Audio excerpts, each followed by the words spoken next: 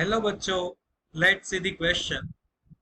A car of mass 500 kg is lifted by a hydraulic jack that consists of two pistons. If the diameter of large and small pistons are 2 meter and 20 centimeter respectively, then force required to lift the car by a smaller piston is take G is equal to 10 metre पर second square. तो बच्चों question में बताया गया है कि जो 500 KG की कार है उसे लिफ्ट करना है बाय अ स्मॉलर पिस्टन। दो पिस्टन है, एक का डायमीटर 2 मीटर है लार्जर का और स्मॉलर का है 20 सेंटीमीटर। तो फोर्स कितना जरूरी है कार को लिफ्ट करने के लिए बाय अ स्मॉलर पिस्टन। अब बच्चों सबसे पहली चीज कि इसमें कौन सा वाला की कंसेप्ट यूज होगा।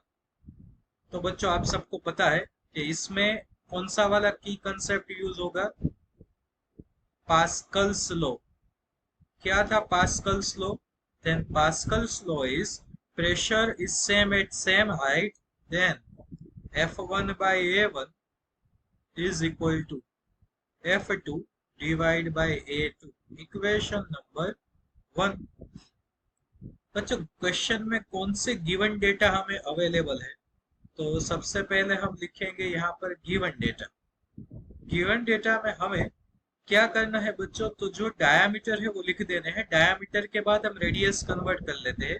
चलो सबसे पहले हम क्या करते हैं बच्चों? तो R1 for the smaller, smaller के लिए हम 1 करेंगे, 20 सेंटीमीटर है। सो डायामीटर का रेडियस में हम कन्वर्ट करेंगे बच्चों तो वो 10 सेंटीमीटर हो जाएगा। 10 इंटू 10 रेज टू माइनस 2, तो हम इसे लिखेंगे 10 रेज टू माइनस 1 मीटर। और जो बच्चों R2 दिया गया है वो 2 मीटर है तो उसे हम कन्वर्ट कर देंगे 1 मीटर।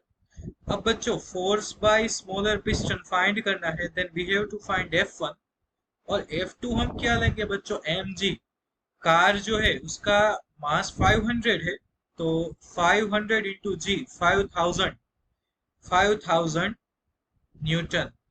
ओके बच्चों, अब हम किस लॉ का यूज करने वाले हैं? तो according to Pascal's law, according to Pascal's law, we can say that F1 divided by A1 is equal to F2 divided by A2. Then finally F1 is equal to F2 into A1 divided by A2. Then F2 as it is into pi R1 square divide by pi R2 square. यहाँ पर pi cancel हो जाएगा बच्चों, अब value आप substitute करो। Then F1 is equal to F2 जो है बच्चों 5000 न्यूटन है into R1 square 10 raise to minus 1 का स्क्वायर कितना हो जाएगा? 10 raise to minus 2 and divide by R2 square. R2 1 meter है तो उसका स्क्वायर करोगे आप तो वो कितना हो जाएगा? 1। क्लियर बच्चों? मैंने यहाँ पर साइन में थोड़ी मिस्टेक की है, मैं साइन चेंज कर देता हूँ बच्चों। ये हमने कैपिटल R से डिनोट किया है रेडियस को, तो यहाँ पर आएगा बच्चों पाई R1 स्क्वायर और यहाँ पर आएगा कैपिटल R2 स्क्वायर। देन हमें बच्चों क्या आंसर मिलता है? आप कैलकुलेशन करते हो तो F2 is equal to 50 newton. So बच्चों our key concept will lead us to the correct answer and correct answer is option D 50 Newton। तो बच्चों यहाँ पर आंसर मिल गया है। So I hope you all understood it well. Best of luck।